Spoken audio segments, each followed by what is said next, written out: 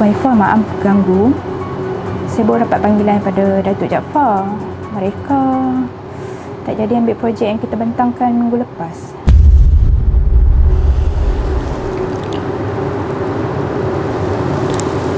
Tak jadi ambil? Kenapa ya? Itulah saya tertanya juga. Tapi mereka cuma cakap ada sebab-sebab tertentu. Mereka tak dapat nyatakan dengan jelas pun.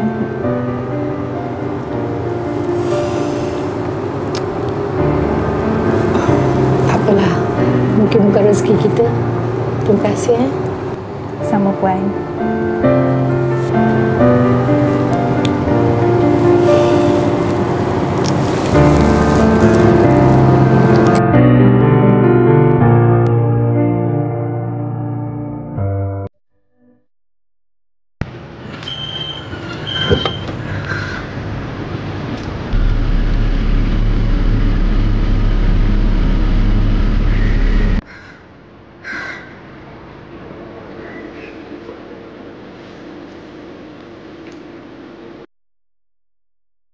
Sumbangan tunai mahabah.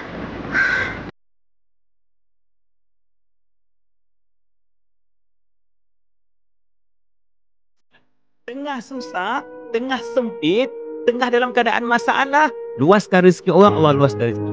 Kebanyakan orang, tengah dia sedih, tengah dia susah, tengah dia diuji, dia akan berhenti buat benda-benda itu.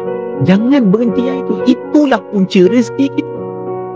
Itulah sebenarnya tuan-tuan, di mana Allah buka ruang-ruang rezeki kita. Jangan stop yang itu, jangan. Disebabkan kita tengah ada masalah duit ni, ya Allah, dah hutang, yang sedekah RM1 setiap pagi tu tak nak buat lah. Tengah tak ada duit ni, jangan. Faham tak tuan-tuan? Teruskan yang itu. Kerana bila kita meneruskan tuan-tuan,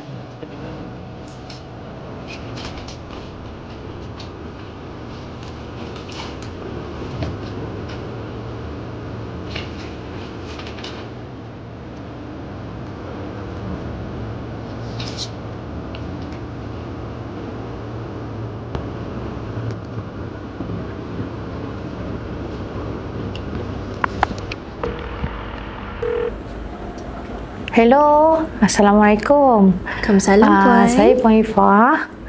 Ya, Puan Ifah. Cik, boleh saya tahu tak? Masih ada lagi tak buka sumbangan untuk tunai mahabah tu? Ya, kami masih buka lagi peluang sumbangan ini. Puan berminat ke? Ya, saya berminat. Boleh saya dapatkan detail tak? Boleh, Puan. InsyaAllah nanti saya akan hantar detail kepada Puan, ya? Okey, terima kasih.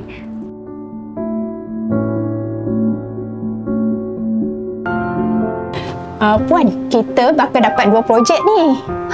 Satu dekat Ceras dan satu lagi dekat Melaka.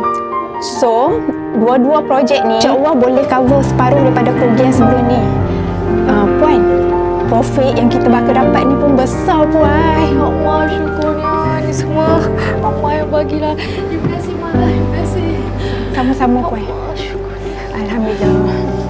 Marilah bersama-sama menyertai usaha murni ini melalui program Sumbangan Tunai Mahabah. Program Sumbangan Tunai Mahabah yang bermula pada tahun 2025 telah berjaya memberi manfaat kepada 26 buah keluarga secara bulanan daripada hasil sokongan orang ramai. Sumbangan ini bertujuan membantu keluarga asnaf meneruskan kehidupan mereka dengan lebih baik. Ayo hulurkan sokongan dan jadilah sebahagian daripada usaha kebajikan ini. Untuk maklumat lanjut dan penyertaan, sila klik pautan berikut.